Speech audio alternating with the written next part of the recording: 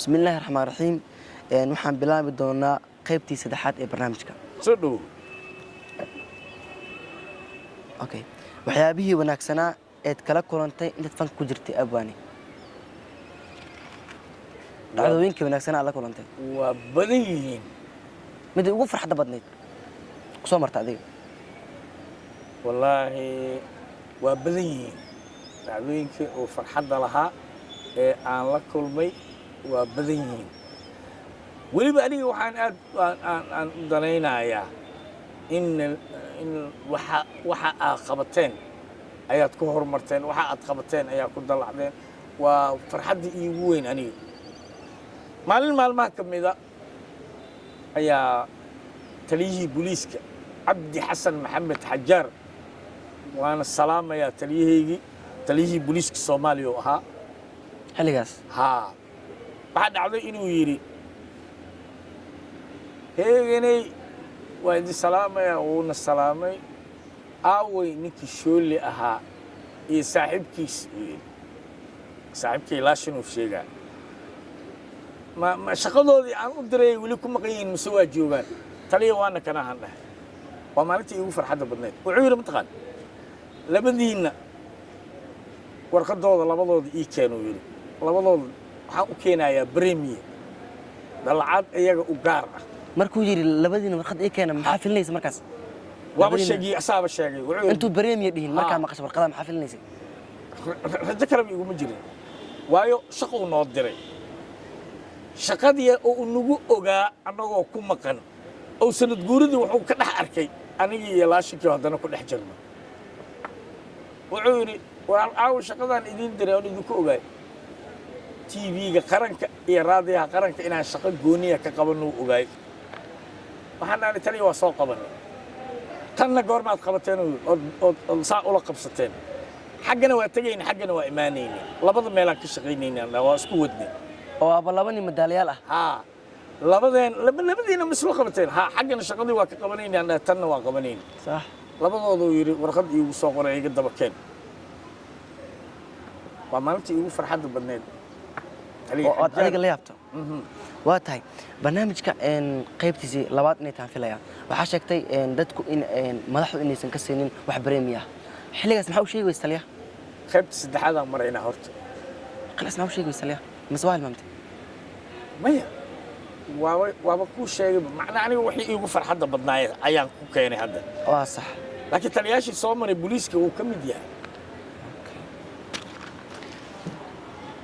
okay abwaani heesaha midee ugu jeceshahay heesaha oo dadka qaadaan amase kuwa wadaniga ah ee wacyigelinta heesoo dhan intaa adigu aaminsantahay inay heestaneed tahay aniga hees waxaan ugu jeclahay heesta la yidhaah musuq maasuq heeska musuq maasuqa kooxda heegan ay qaadeen ayaan ugu jeclahay musuq maasuqaas waa waxa dalkan ragaadiyey dhibaateeyey meel fool xuna soo dhigay heestaasaan ugu jeclahay ay kooxda heegan qaadeen xoogahoo erey ka mid ma noo luqin kartaa haddaa xasutid heestaasi heegan ay qaadeen waxay ahayd maxaan musuq maasuqow necbahay magacaaga iyo mas-uulkii kugu dhaqmee maalkii hantideenna dhaca maxaan musuq maasuqow necbahay magacaaga iyo mas-uulkii kugu dhaqmee maalkii hantideenna dhaca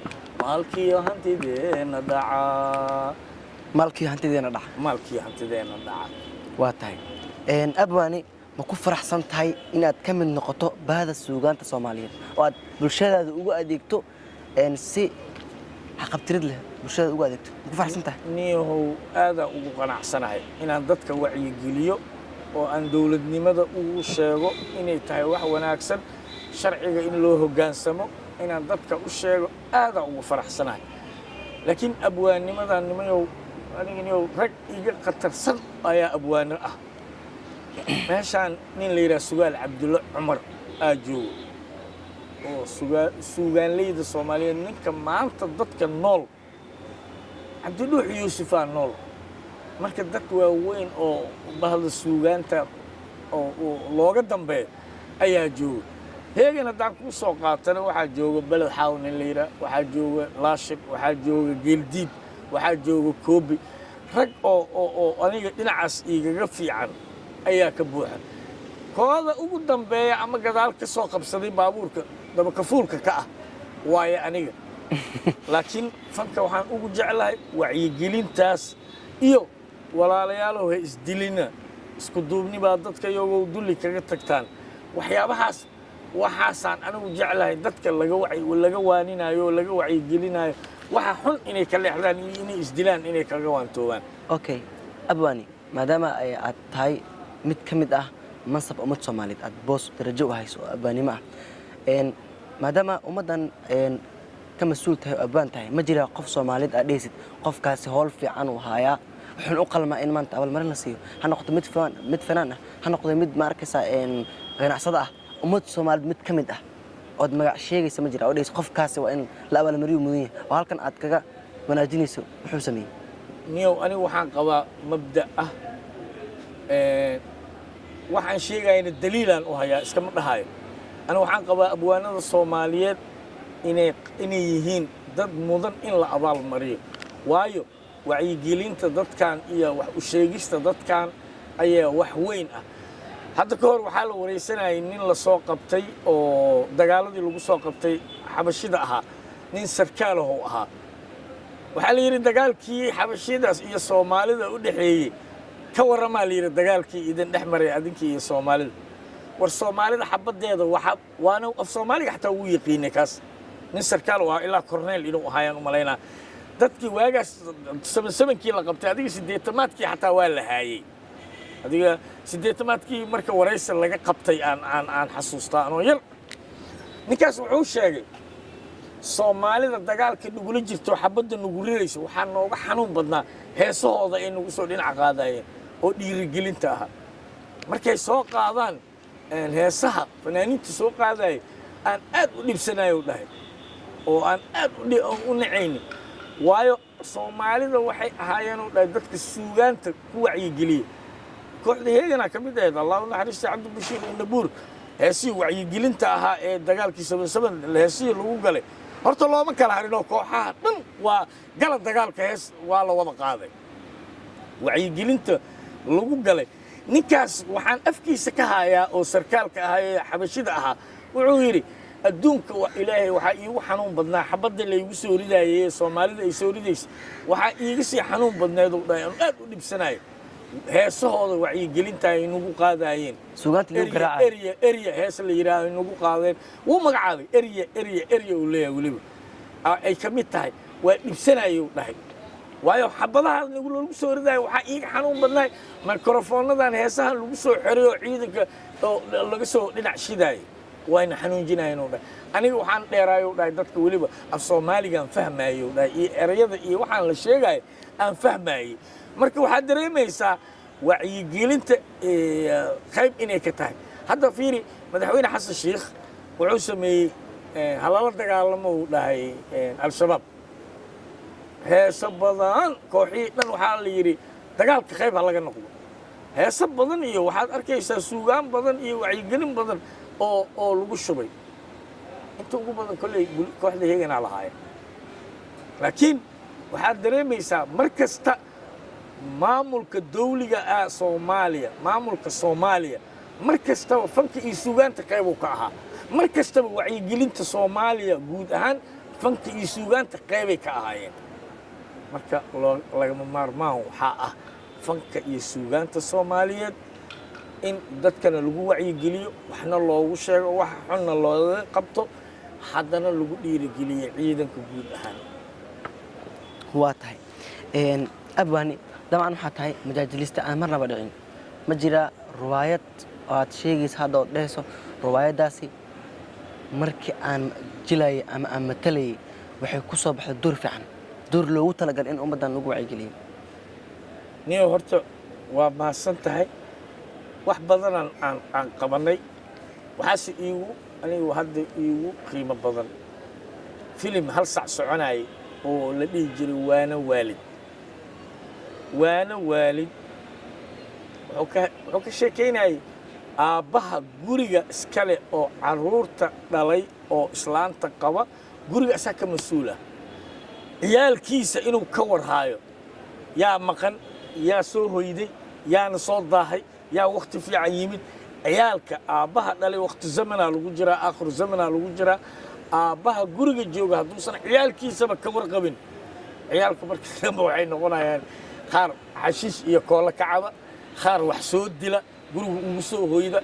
qaar hub u soo xareeya soo ogeyn oo moog hadhow ciidankii amnigaa guriga baaris iyo xaafadahaasa laga sameeye la yidhi gurigaagaa hub laga helay war aniga maba lihi intuu ka soo baxay gurigaagaa laga soo bixiyey see looga soo bixiyey qolka wiilashaa laga soo bixiyey hadhow indhataag iyo aftaag ma aho marka waxaa waa la rabaa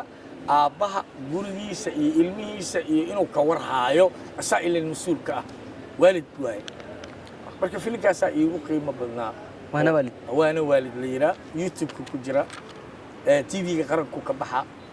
marka filimkaas oon aad uga shaqeeyey juhdi badanna aan geliyey kaasaa aad iigu la yaab badnaa okay heesahaaga midee ugu caansan oo aad adigu samaysay abwaani niyo heesuhu waa badan yihiin oo dhehaysa taas aaday u caan baxday waa badan yihiin niyo waa heesaha oo caan baxay laakiin hal xabaan kaaga soo qabanaa hees la yidhaha farxiyoy ha dheeraan hayga dheeraan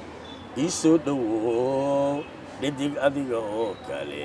baayahaygu may arag walle aniga ii dhiman dayax dal nuurshe wiilkayga waa salaamayaa dayax dal nuurshe ayaa qaadaya ku luuqay weliba waa gurigiisa iyo qoyskiisa iyo gabadha xaaskiisa labadooda anaa ka dhex shaqeeyey ilaahayna markhaati waaye iyo labadoodana markhaati ay iga yihiin labadooda anaa ka dhex shaqeeyey anaa isu keenay ilaahay ka sokow gurigaas gurigayga waaye ilmahayga waaye ha guulaystaan insha allah heeskaasaana aan hadda kuu soo qabtay heesihii iigu caan baxay abwaani waxaa ku daawanaya ummadda soomaaliyeed baaqaaga ugu dambeeyey aad u dirayso ummadda soomaaliyeed waa maxay ummadda soomaaliyeed laba arrimood leen u sheegaa ummadda soomaaliyeed marka hore waxaan u sheegaa war qabyaaladda meel xun bay idin dhigtay qabyaaladda ka hara qabyaalad meel xun bay idin dhigtay qabyaaladda ka hara aniga aabbahay hadduu yahay xataa qabyaalad kuma raacsani qof kale iskaba dhaafo qabyaalad ma isoo gasho soomaali waxa meesha xun dhigayna waa qabyaalad aniga anaa daliilkeeda haya waayo waxaan soo arkay iskool galaaska koowaad kan labaad kan saddexaad kan afraad ilaa jaamacad laga gaaro waa 12 sano waa iskool 4 waa dugsiga hoose 4 waa dugsiga dhexe 4na waa dugsiga sare ilaa jaamacad oo lacag la'aanahan soo arkay ma la helaayo maba yeelaayo waa la helaa laakiin qabyaalad ka baxa soomaaliyey dad noqdo qabyaaladda ka hara dowladnimadana taageera laakiin aniga qofaan isaga dheganahay kanaa igu reer ah aan u raaca aabbahay hadduu madaxweyne ka noqdo dalka ma rabo ani waxaan rabaa qof dowladnimada wax ka noqon kara wax noo qaban kara soomaalinimo keeni kara laakiin aabbahay madaxweyne ka ma rabo aniga ma rabo qabyaalad iskaba dhaaf ninkaan isku qabiilaanahay soo wax dheer maaha aabbahay xataa inuu xukunka qabta ani raalli ka miyi waxaan raakin ku qanacsanahay mid dalka wax u taraaya yaana wax laguu sheegin adiga mid wax fahmaaya noqo horta aniga waxaan ahay nin adduunyada soo arkay 50 jiraan ahay waxaa laguu sheegaa ma yeelaayo waa lagu hagaa ma yeelaayo nin wax fahmi karaan ahay madaxaas ilaahay ii siiyey maskaxda la geliyey ilaahay subxaana wa tacaala waa ku mahadsan waxaan aaminsanahay madaxaas aniga isaaran waxa xun iyo waxa fiican waa ku kala aqaanaa aniga mar kasta laakiin dowladnimadan taageersanahay haddii dowladda xun tahay iyo hadday fiican tahay waxba igama gelin laakiin midna ku taageeri maayo reer hebelaa aniga nigiliya waay aabbahay hadduu wado ku taageersanay soomaalida dhanna waxaan uga digayaa war reer hebel waa ku kufnay reer hebel ka hara haddaad ilaahay inoo maxamed taqaaniin asalaamu calaykum waraxmat ullahi wabarakaatu waa tahay waxaan isla imaanay guntii iyo gabagabadii barnaamijka barnaamijka waxaa marti inoogu ahaa abwaan qaaliya abwaan shooli waad mahadsantahay abwaane kan iyo barnaamij caynkan oo kala intaan ku kulmi doono sidaas iyo nabadgelyo asalaamu calaykum waraxmatullahi wabarakaatu وعليكم السلام ورحمة الله وبركاته خير إن شاء الله